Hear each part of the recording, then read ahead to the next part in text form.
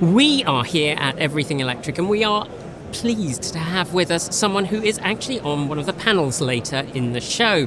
We are going to be discussing something that you might not think of immediately when you look at a transportation channel, which is something that we mainly keep to a discussion on our Take Two channel. Anyone who's watched any of those little episodes of us at the weekend will know that we grow our own food. Not all of it, obviously, but we are privileged to have gardens in which we can grow food. Both Nikki and myself keep chickens, and we have a real interest in both where our food comes from and making sure that our impact on the planet is as small as possible when we try and develop our own ways of cooking. And one of the things that has made a real impact on me is starting to understand just how much of the carbon intensity comes from agriculture. In 2019, around 22% of carbon output and global warming output was from agriculture worldwide.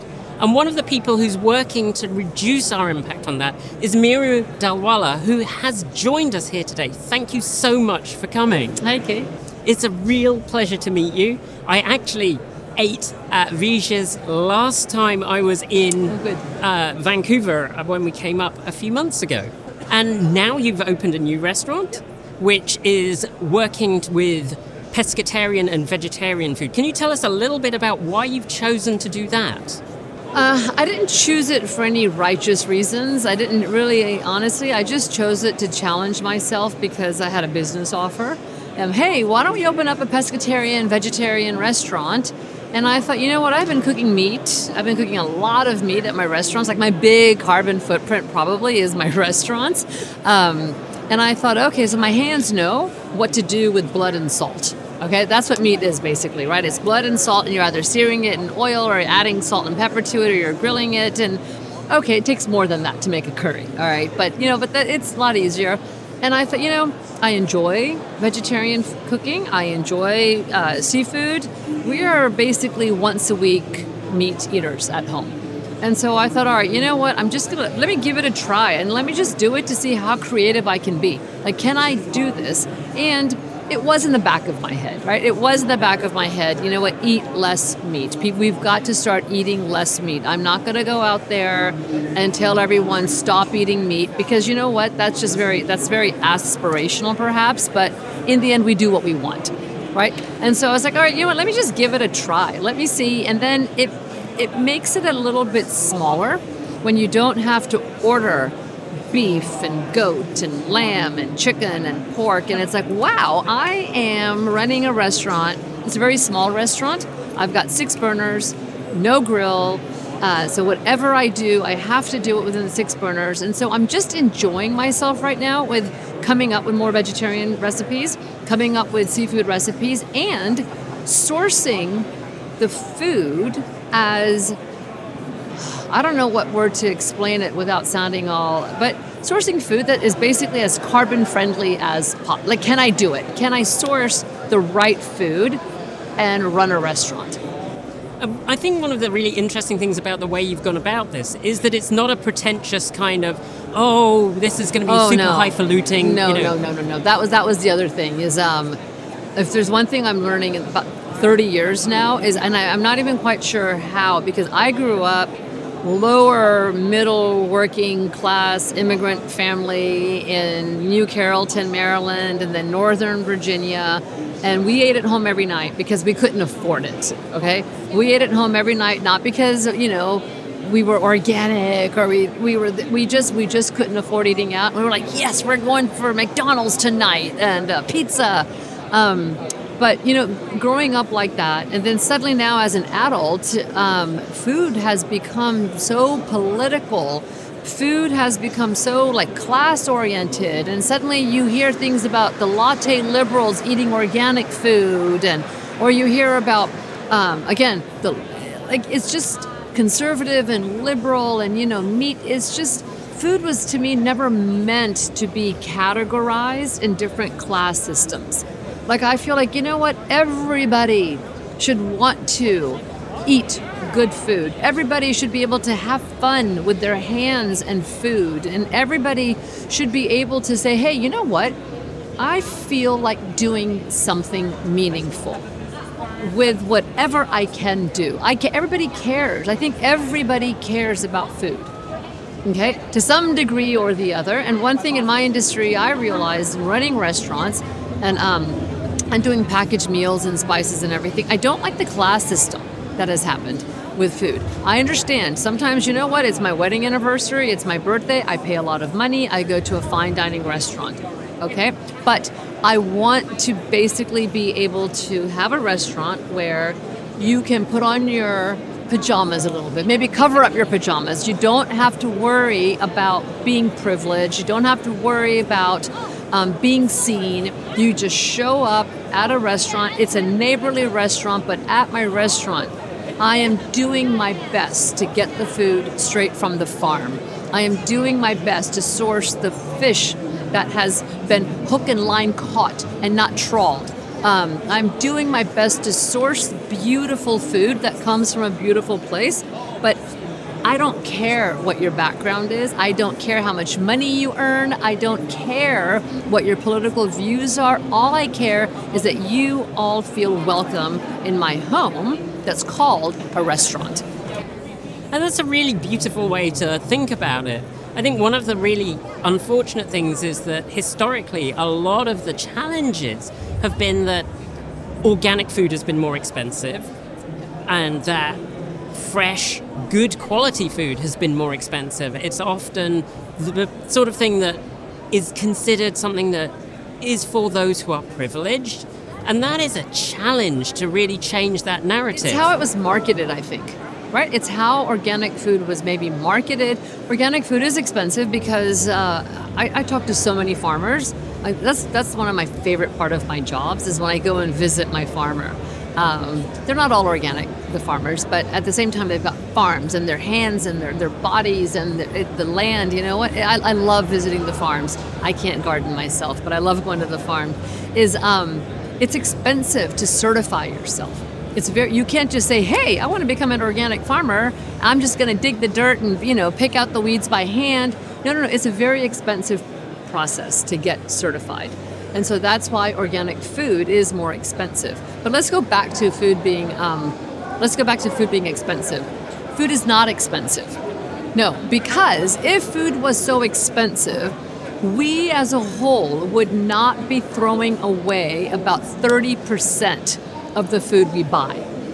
So we all have to remind ourselves that how many times do you go to a restaurant, okay? And even if it's just a steak and French fry, but it's a big portion size, okay? And you didn't finish it, right? It's not that you didn't finish it. You paid for it and you threw it away, okay? You're buying food at the grocery store. It doesn't matter if it's organic or not organic, okay? You have purchased food. It goes in your fridge. You've made it, the recipe wasn't that great, but we throw away so much food. So I don't believe it when people say food is so expensive, because if it were, we wouldn't be throwing it away. So if you get rid of that math and say, okay, 33%, okay, that's just a cost that I'm throwing that money away, right? Think of that money that you save if you don't throw away that food, and think of all the beautiful food you could buy in that place. Yeah, I think one of the things that changed recently, well, actually it changed quite a long time for us because we are lucky enough that we have a good farmers market. We actually have a great relationship with a lot of the farmers because we go all through the year and we have a year-round farmers market. I know a lot of places don't have that. But shifting from buying larger quantities of food from a supermarket that came in a big bag and you were like, oh, I get 47 potatoes in one go and it's a few pounds, excellent. And instead buying the quantity of food we actually needed, that made the cost actually decrease despite the fact that we were paying more per unit. We were much more thoughtful about, we want this much food for these meals. That's much more intentional about what we were buying. Have you got any thoughts about shifting the way that supermarkets and big grocery chains market their food and package it? Well, we're taught, right? We're really taught, especially in the past 20 years, we're taught that buy in bulk, right? Buy in bulk and save money. And when you buy in bulk, you need a bigger home, you need a bigger fridge, you need a bigger everything because you've just bought in bulk. Now, I understand Perhaps, it is very convenient to buy a bunch of paper towels in bulk because it's not fun to go out paper towel shopping, or toilet paper and maybe dishwashing liquid. But when you buy a bunch of meat in bulk and you're not freezing it, you buy a bunch of fruit and fish and like raw foods in bulk, a lot of that ends up going to waste because you forget it's in the back of your fridge, right?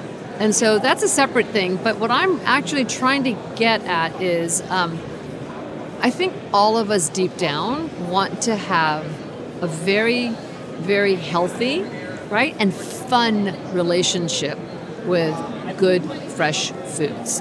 I don't think anybody really says, "Hey, I want to eat fast food every single day. Hey, I just want to eat cheap packaged food every single day."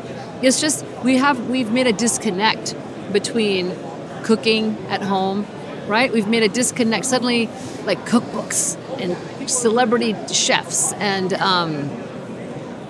television and cooking on television. The more food television I think we started watching, the less we were actually doing the cooking ourselves at home. And so I think the number one thing we should start doing, I have restaurants. I really want you to come to my restaurants, not every day, but when you choose to eat out, I would love it if you come to my restaurants. But more importantly, I have kids, right? I care. I care about, I don't care just about my money. I care about my community.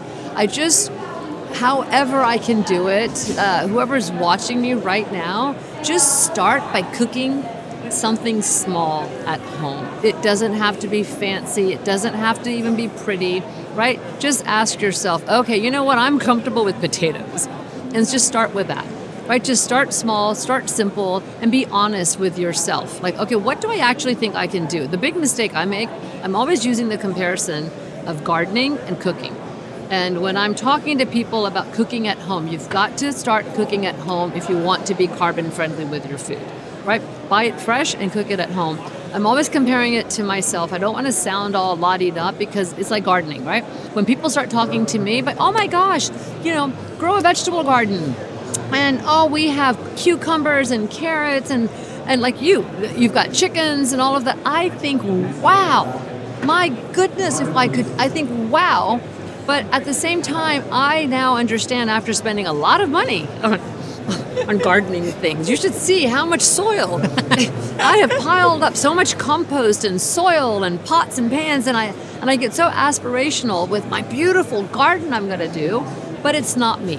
No, it's not me. For some reason, it's not me. I don't enjoy getting my hands dirty. I love picking the vegetables, right? I love looking at it, but right? the growing, I love cooking not so in it, but the growing isn't. So I'm being honest with myself. Yeah. Right? I'm just being honest because I've wasted so much that's just sitting at my house, right? So the same way with cooking, I say that, right? Be honest with yourself when you go to the grocery store, right? It's okay if you just want potatoes and broccoli. Yeah. Right? You don't have to go and buy all the fancy schmancy everything else that looks beautiful at the grocery store. We can be simple at home, right? We can be simple, and we don't need to be so strict about. And you know what? If I want to add a little bit of sausage to my broccoli and my potatoes because a little bit of sausage tastes good, do it, right? It's just don't eat that sausage this much every single day. So we just start with ourselves, and a lot of us need to get out there and push ourselves into a food scene that we wish to be a part of, right? And let us restaurateurs versus us dictating how we are. I think it's great when customers come in and they tell us, hey, you know what, this is what we want to spend our money on.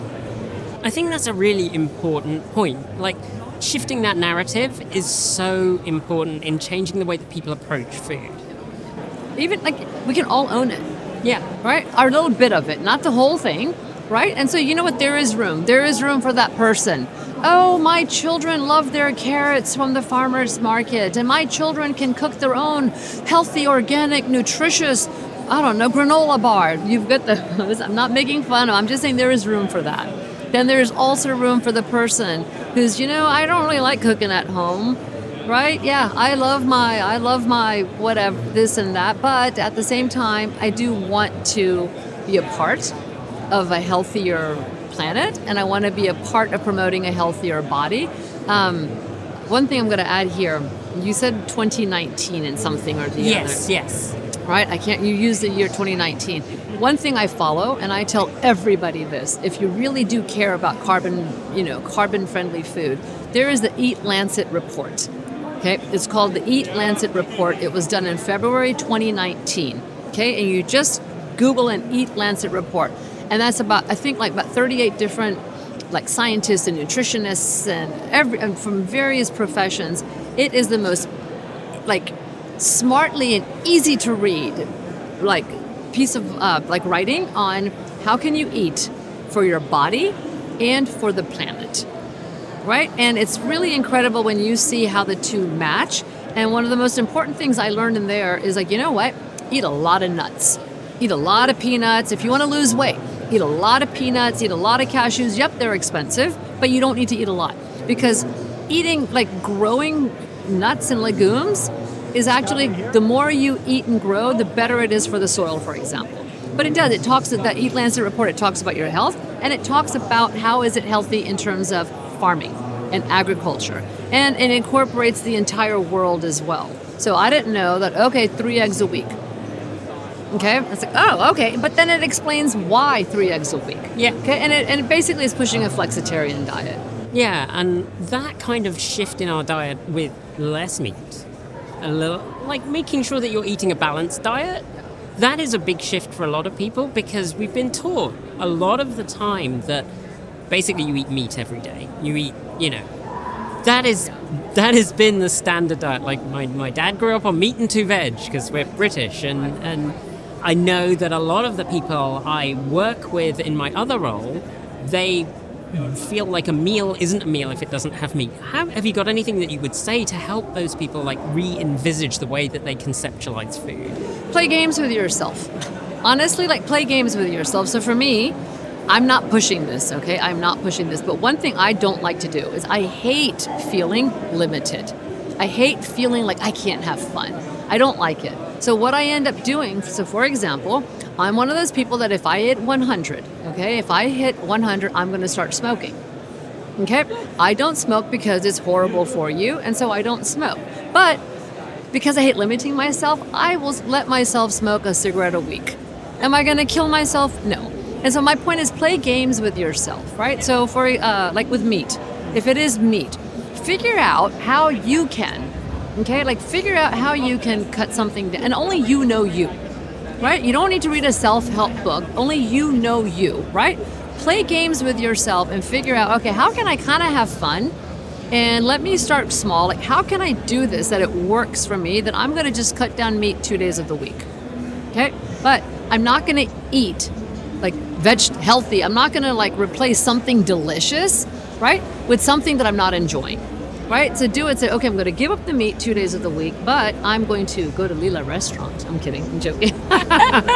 No, I'm going to give up the meat 2 days of the week, but I'm going to replace the meat.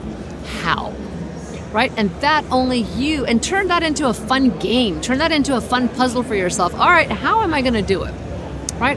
I'm not going to watch some perfect person, right, tell me how to do it. I'm going to ask myself. And if I got a partner, or if I'm doing it with my kids or a sibling, let's do it as a group. Let's do it as a team. And that's how we actually ended up in my house going once a week meat.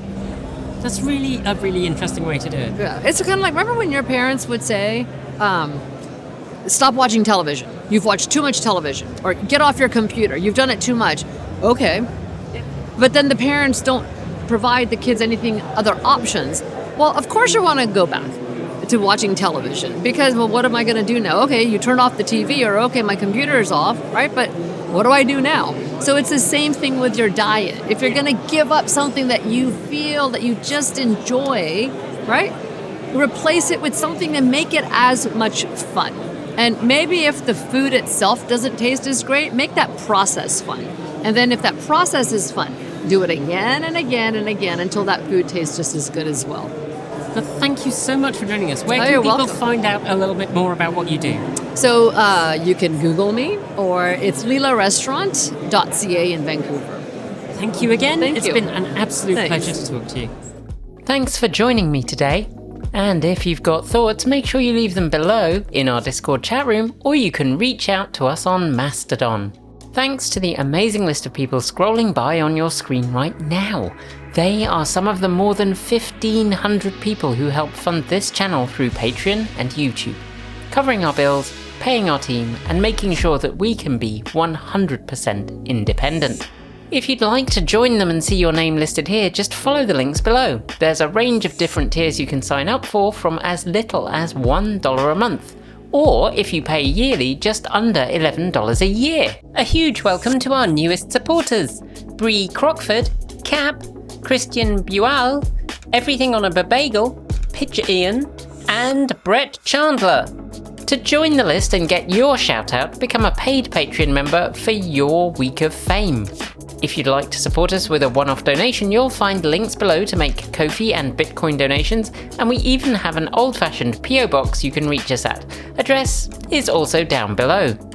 And if you're in need of some swag, you'll find our swag store in the down below too. We've got some great content coming up, so make sure you've subscribed on PeerTube or YouTube, and we'll see you soon. We make new videos every Monday, Wednesday, Friday, Saturday, and Sunday. If you want more, the mighty algorithm thinks you'll like this video, but we think this one is also well worth a look. See you soon, and as always, keep evolving!